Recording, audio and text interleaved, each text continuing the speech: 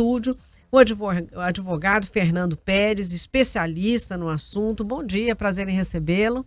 Muito bom dia, é um prazer estar aqui com todos vocês e discutir um assunto que é tão importante para todos nós. Exatamente. A pessoa que é vítima desses golpes, em geral, na internet, tem alguma lei específica que garanta essa possibilidade de reaver o dinheiro ou algo nesse sentido?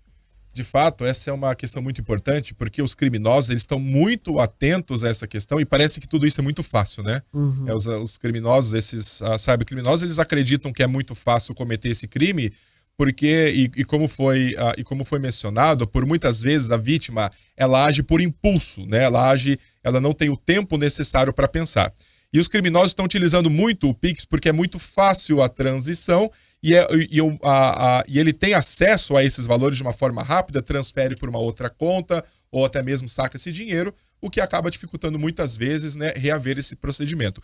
E essa é uma preocupação nesses casos, tanto é que foi, né, instituído pelo Banco Central um mecanismo especial de devolução nesses casos. Ou seja, a vítima ela identificou que trata-se de uma fraude, que trata-se de um crime, ela deve entrar em contato imediatamente com o banco dela, não o banco de destino, mas o banco da onde saiu, de origem desses valores, e informar que foi vítima de um golpe. O banco ele está, então, obrigado a acionar este mecanismo de devolução, porém, não há garantias de que esses valores eles serão devolvidos. O que o banco ele precisa fazer? Qual que é a obrigação dele?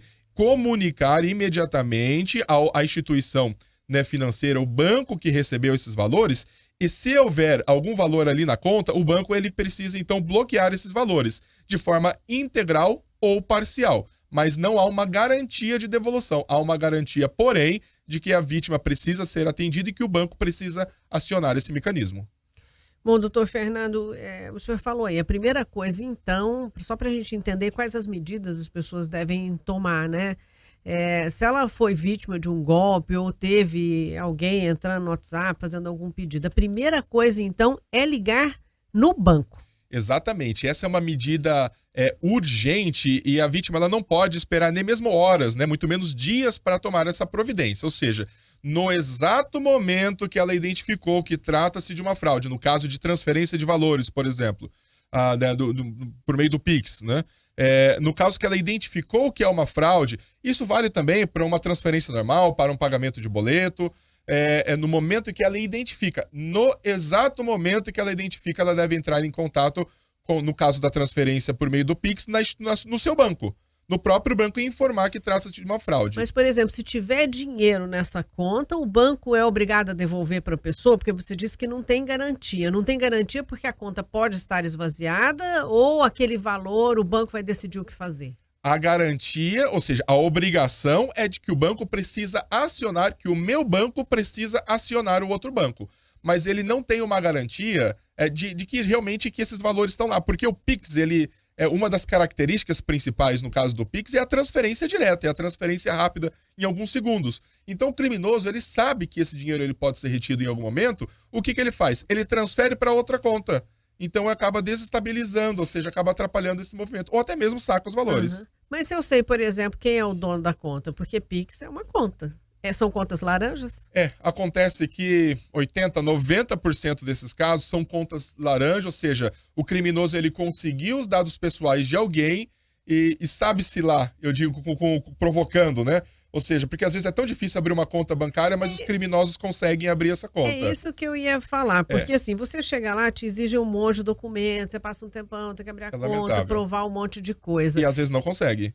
Exatamente. O banco não checa tudo? Ele não tem essa responsabilidade ou eles estão sendo muito... O crime está tão aperfeiçoado que eles enganam até o banco? Ele deveria checar, é responsabilidade dele, e eu defendo que esses sistemas de segurança dos bancos precisam ser aprimorados. Ou seja, como que um criminoso ele consegue, né, utilizando informações falsas, o cadastro, na verdade, da vítima, né, informações, dados pessoais da vítima, abrir uma conta. Hoje acontece que, diferente do que era talvez há alguns anos atrás, hoje é muito fácil abrir uma conta de modo lícito, né, vamos assim dizer. Mas é muito fácil abrir uma conta bancária por meio de um aplicativo. Em alguns minutos você já tem um número de conta já. Uhum. Então, e muitos bancos intencionalmente ou não vou entrar nem nesse mérito, mas flexibilizam alguns desses procedimentos. Então, tem se tornado incrivelmente fácil criar uma conta falsa. E existe um outro meio, também um outro método que criminosos, eles conquistam, eles compram contas já existentes de pessoas que vendem, por exemplo, por R$500 para o criminoso utilizar aquela conta. Então, Nossa, assim, os criminosos são inteligentes e industriosos e a vítima, ou seja, um laranja, de forma intencional ou não, acaba provendo uma ferramenta para o criminoso. A lei é limitada? Quando a gente está falando de internet, ela ainda não foi aperfeiçoada o suficiente? Quando nós falamos de internet de uma forma geral, a nossa lei é adequada. Se nós pensarmos na responsabilização do criminoso a partir do momento que ele é identificado, a nossa lei ela é adequada. A nossa lei criminal ela é da década de 40, mas não é esse o problema, porque ela sofre ainda diversas inovações, complementações adequadas. Acontece que uma etapa anterior, a identificação desse criminoso é o principal problema. São dois, e algumas coisas colaboram para isso, como, por exemplo, a demora em que a vítima, a demora na comunicação do crime pela vítima, ou na tomada de providências. Algumas horas, para não falar alguns minutos, mas algumas horas bastam para que o criminoso ele simplesmente pegue o dinheiro, né, e suma. E ele já tem o criminoso, nós estamos pensando num criminoso com uma conta, mas não, ele tem diversas contas. E eu digo que um dos problemas, né, do aumento da quantidade de crimes, principalmente agora, na época, né, durante a pandemia e pós-pandemia, é a ociosidade dos criminosos. Eles têm tempo, é barato cometer um crime como esse, e ele pode atingir diversas, talvez dezenas de vítimas no mesmo dia, muitas vezes até mesmo de dentro da cadeia. Então, o que nós precisamos melhorar? Sistema de segurança, antifraude, dos bancos, ou seja, não permitir que isso aconteça. E uma rápida resposta também dos bancos nessa tomada de procedimento. Existe um caso aqui em Londrina de uma vítima que teve 5 contas criadas em diferentes bancos com as suas informações e ficou sabendo algum tempo depois. Mas o incrível é que um dos bancos liberou um crédito de quase R$20 mil, né, baseado em documentos, em informações falsas. Então a pessoa... E ela ficou com a conta para pagar, não? Ela ficou com a conta para pagar, o nome foi para o Serasa, perdeu crédito no mercado e o banco ele fala que não é culpa dele. Então, né, que os dados estão por aí na internet e as coisas não são assim. Então, a legislação para responsabilizar no caso como esse, a pessoa vai ter que procurar um advogado, não vai ter jeito. Procura um advogado e aí sim há uma responsabilidade do banco. Nós falamos, né, comentamos sobre esse mecanismo de devolução especial, né, mecanismo especial de devolução.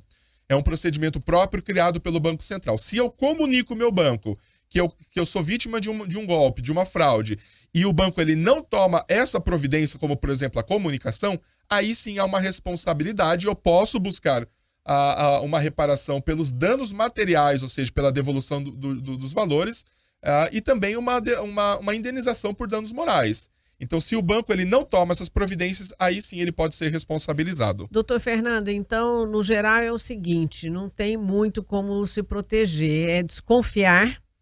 Em caso de perceber aí o golpe, avisar imediatamente ao banco e em casos mais extremos, como o senhor citou, tem que procurar um advogado para poder reaver o que perdeu, limpar o nome e tudo mais. É necessário, então, que a vítima tome essas providências, guarde as provas, né? E imediatamente comunique o banco. Pode registrar um boletim de ocorrência também na polícia e procurar um advogado. Então, a gente pode dizer que há leis, mas a responsabilidade, eu digo, né, não judicial, mas nós temos uma parcela muito grande de responsabilidade em tomar essas providências o mais rápido possível. Complicado. Doutor Fernando, muito obrigado pelos esclarecimentos. Eu acho que foi muito útil, né? Porque apesar de acontecer sempre, muita gente não sabe nem o que fazer, né? Fica sempre em dúvida de como agir. Muito obrigada. Eu conversei com o Dr. Fernando Pérez, que é especialista nessa área aí de crimes da internet. Bom, são 10 horas, 36 minutos e a gente vai seguir para o intervalo. É rapidinho, a gente já volta.